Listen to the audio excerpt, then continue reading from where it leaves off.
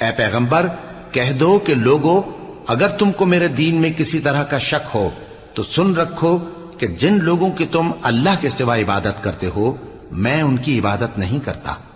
لیکن میں اس اللہ کی عبادت کرتا ہوں جو تمہاری روحیں قبض کر لیتا ہے، اور مجھ کو یہی حکم ہوا ہے کہ ایمان لانے والوں میں ہو جاؤں، اور یہ کہ اے نبی سب سے یکسو ہو کر دین اسلام کی پیروی کیے جاؤ اور مشرکوں میں ہرگز نہ ہونا، اور اللہ کو چھوڑ کر ایسی چیز کو نہ پکارنا جو نہ تمہارا کچھ بھلا کر سکے اور نہ کچھ بگاڑ سکے۔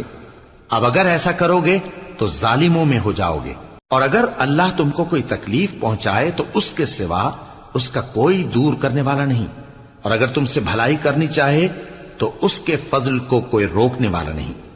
وہ اپنے بندوں میں سے جسے چاہتا ہے فائدہ پہنچاتا ہے، اور وہ بخشنے والا ہے، مہربان ہے۔ کہہ دو کہ لوگوں تم